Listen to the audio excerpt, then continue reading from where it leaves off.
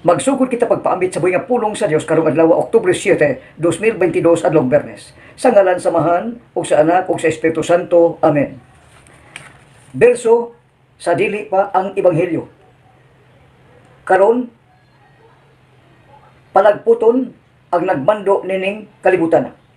O kung kinsa man kun diin iisa na ako gikan sa yuta, kabikon ko ang tanang mga tao ngarikan ako, nag-ingon ang Ginoo.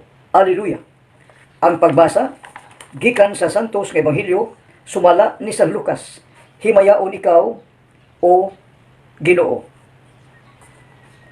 Pipila sa mga katawhan mingon, si Beelzebul ang pangulo sa mga yawa mo'y naghatag kaniya gahom sa pagpapahawa kanila. Di uban nga buot mubalik kaniya, mubitik kaniya. Mao nga sila mihangyo kaniya nga mohimo siya usa ka milagro aron pagpaila nga siya pinadala sa Dios. Apan naibalo si Hesus sa ilang mga hunahuna ug mingon siya kanila, bisan unsang nasura nga magkabahin-bahin ug mag-unay pag-away, dili mulungtad og dugay. Ang banay nga mabahin-bahin maungkag busa kun diha sa gingarian ni Satanas may mga pundok nga nag-unay away, unsaon ang paglungtad sa maong gingharian. Nag-ingon kamo nga naghingilin ako sa mga yawa tungod kay naghatag si Beelzebul kanako gahom sa paghimo nini. Kung giingon niini nako paghingilin kanila, giunsa man di ay sa inyong mga sumusunod ang pagpahawa kanila. Ang inyong kawalingong mga sumusunod nagpaila nga sayop gayud kamo. Ang tinuod mo nga tungod sa gahom sa Dios naghingilin ako sa mga yawa o kini maoy nagmatuod nga naghari na ang Dios kaninyo. Ang usa ka tawo nga kusgan og sangkap sa tanan niyang mainandam nga mga hinagiban, magbantay sa iyang balay. Dili gayud hilabtan ang iyang mga butang. Apan kung may lahi pang kusgan nga mosulong o mubanhig kaniya, ang butang kusgan masakmit sa tanang butang o mga hinigiban nga gisaligan sa tagiya o gibahin-bahin ang ilang gitulis. Ang dili dapig kanako, batok yun kanako. Ang dili mutabang kanako, nagpabuag. Ang dili mutabang kanako, pagpalikon, nagpatibulag. Ang panahon nga nangita sa usa ka tawo, usa ka daotang espiritu. Angay magsuri-suri siya sa mga dapit nga nawala o mangita siya iyang kapuy-an. Kung dili siya makakaplag dini, magkanayon siya. Mubalik la ko sa akong gipuy-an kaniadto. Busa mibalik siya o nakakaplag sa balay nga malinis o maayo ng pagkahimutang. Ang tanang kasangkapan ini. Unya, mugula siya o mangitag lain pang espiritu nga labi pang dautan kay kaniya. O manulod sila o magpuyo dito. Busa, sa katapusan, kadtong tawhana, mulabi pa kadautan kaysa sinugdan. Ang Ebanghelyo sa Ginoo. Daygon ikaw.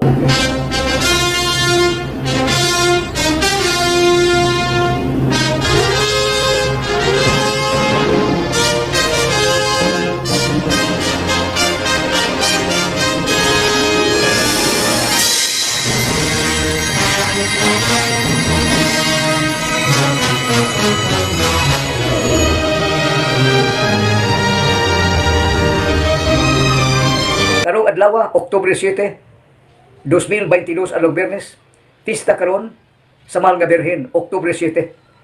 Ang simbahan sa Santo Rosario nagpista karon sa tibuok kalibutan. Pinagi sa Mahal nga Birhen o sa Santos nga Rosario. Unsa may Santos nga Rosario? Atong ipaambit karon sa dili pa ang buhing pulong kang pulong anaman sa Santos nga Rosaryo. Og ang kinabuhi sa Ginoo naa sa Santos nga Rosaryo og gibalik-balik sa napuo kay gayon ang paghangyo o pagampo sa mga birhen sa tanang mga tao nga motuo gayon og Santos nga Rosaryo. Sa sinugdanan, ang inyong sulugoon sa kanginan, suwa pa mausab mo bag-o ang kinabuhi, wa makailang unsay pagsimba og say Santos nga Rosaryo. Sa diyang nabag-o og naminaw og buhi nga pulong ang inyong alagad nga nagsulti sa matuod, diya mabali ang iyang pagkatao. Nausab, gibiyaan ang tanang sala o mibalik sa pagtuo. Ang pagtuo, gilikon o unya nahimong sakop sa Archdiocesan Evangelization Ministry. Nga mo ang pagsulti sa tinuod, pagsangyaw sa tinuod, pagpuyo sa tinuod, o pagwali, pagsulti sa tinuod. O dito magsugod, 1991. Diya na ko makakaton o kung saan pagsimba o kung saan paghimo sa Santos nga Rosaryo. Perting sinaguhay gikan sa joyful mystery, sa sorrowful mystery, sa glorious mystery o bago lang ng luminous mystery, sinaguhay perting sinaguho sa nabag-o nagbasol gibiya ng sala o sa dihang nakat-o nag-unsay Santos nga Rosaryo. Matag adlaw magrosaryo, matag adlaw simba nitong panahon sukad sa 1991. Sa dang nibugso ang ako ikaduhang lalaki nga si Bernard Joseph Benjo Andrino nga karon naminyo kang Shane Rojas Andrino. Ug di ako ron magpuyo sa Argao, Cebu, Philippines. Hinungdan nga ipaambit kung unsa ning Santos nga Rosaryo sa dili pa ang buhing pulong kay ang buhing pulong nagpaabot. Unsang pulong? Siya si Lord Jesus Christ, siya Dios. Kinsa man ang inahan sa pulong mao si mahal nga Birhen Maria. Misugot man mituman man. Unsa ang Santos nga Rosaryo sa dang nagpag-o na usab ang kinabuhi bibiya og sala. Ang Santos nga Rosaryo pagka-epektibo gayon. Tanang mga panuway mudagan kung magsugod ka na. Apan ang mga tao nga magsugod og Santos sige panghuyab, sige mugawas, panghuyab, katugon apan sa madugay og sa madali. Sa imong pagpanghuyab kung magpunay ka og sige og Santos nga Rosaryo kay naa diha ang tanan, ang misteryo sa Ginoo. Sa ding nagpakatao ang Ginoo naa sa tanan nga Rosaryo. Unya ang Ginoo milihok ngadtong panahon na. Sa dang nabag-o milihok dito kung moadto kag Portugal, moadto kag France, moadto kag Europe, moadto kag lain-laing dapit. Lihok ka na sa Ginoo, lihok sa Holy Spirit. Apan dili man makita ang Holy Spirit in the person of the Blessed Virgin Mother Mary. Muna nga si San Diego, ang unang tao, ang unang pari, mipakita ang mga birhen kay nagpuyo man, limpyo, holy. Unya dito misulti sa San Diego kung unsa kabilidon ang Santos nga Rosaryo. Dito sa Birhen sa Guadalupe, si San Diego ang unang gisulti ang unsay ipaampo ang Santos nga Rosaryo. Dito sa Lourdes, unya si Santa Bernadette, gisultihan gid unsa kabilidon ang Santos nga Rosaryo. Magsigig Rosaryo. Unya dito sa Medjugorje Fatima, ang tulo ka mga bata misulti usab ang mga birhen og Santos nga Rosaryo. Ipaampo ang Santos nga Rosaryo. Unya inyong sulugoon sa kanginan sa dag misimba miadto sa kasimbahan dito perting daghan ang gipangyawaan. Gisudlan ba og yawa panuway. Unya ang tanang mga charismatic, tanang mga totoo, gabi man kadto mga size, ang mga pari nanghipos na. Apan nagpadayon ang mga tao nga diay daghan gumikan kay general prayer meeting man to. Unya ang mga tao nagkagubot. Unya kay bag-o man kun itong panahon na nga nimong sulugoon. Ug misulti ka lang tanan nga panghilom kamo usa na gyud ka tao. Ay pagdaghan og sulti kay ang panuway mo siaw man. Kun daghan magkagubot ang mga tao. Unya nako panluhod ang tanan, misulti sa sulugoon apan Ginoo naghimo to apan gihimo na ko instrumento. Naluhod unya pagsugod pag-apo sa Santos nga Rosaryo.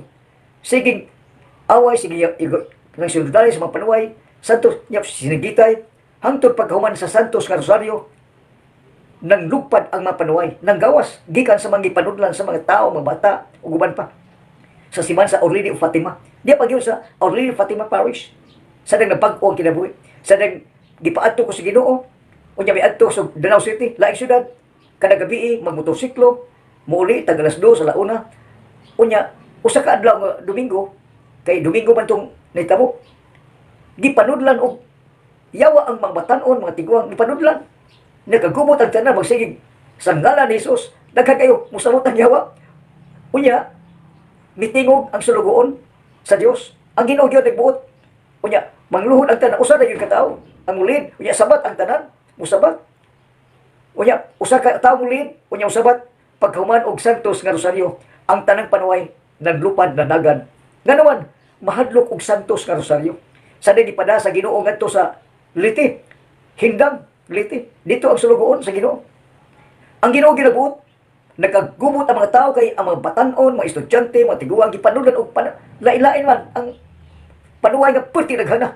Mga estudyante gipanulan og panuway. Apan nagkagumot ang tanan unya misingit ang sulugoon sa Ginoo nga paghilom ka mo usa ra gyud mulid. Ug unya mihimo og santos nga rosaryo. Paghuman sa santos nga rosaryo, mibiya naglupad ang mga panuway. Managad gyud ang panuway kung adunay santos nga rosaryo. Muna nga ang tanang santos nga rosaryo daghan og nagian og gipanudlan personal nakakita apan ayaw gyud kadlo kay do not be afraid because I am with you until the end of time. Magpabilin ang Ginoo diya sa tawo nga matimdanon unya ang tanang panuway managan kay gawas sa santos nga rosaryo diha pagyud si San Miguel Arcangel magdadag espada. Usa lang gani ka pag-imot sa espada, usa lang gani ka tumoy sa espada. 25 ka kilometros ang daganan sa mga panuway. Kung makakita ang espada ni San Miguel Arcangel, siya ang sundalo sa Ginoo. Ang magbalantay sa tanang katawhan. Ang santos nga rosaryo mao kay himong walay armas, walay pisto. Mo himong armas, magdana babae lalaki. Apan kadaghanan karon mga babae, mga tiguang, ang mabatan-ong mga lalaki di na magdag rosaryohan, may pagkabahin. Apan unsa kapektibo ang santos nga rosaryo sa tanang mga tao. Personal mismo ang iyong sulugoon naka-encounter nini. Pinaagi sa santos nga rosaryo usa ra gyud ang mulid unya mosabat ang tanan. Way panuway. Ilabi nagkadadlaw ka mag-santos nga rosaryo sa seguridad magsige ka magpanghuyab, sige huyab katugon. Ang kanang wa pay kasing-kasing ba? Apan kun kinasing-kasing with the whole of your mind, with the whole of your heart. Ang paghimo og santos nga rosaryo managan gyud ang panuway. Wa gyud panuway nga moduol og Ginoo og mahal nga birhen. Kay panuway mahadlok og Ginoo.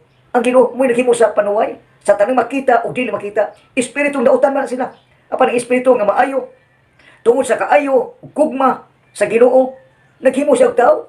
Kaayo ba? Tungod sa with the goodness of the naghimo tao, aron mahimong larawan, buing larawan og panagway sa Dios nga dili makita. Muna ang rule sa katawhan.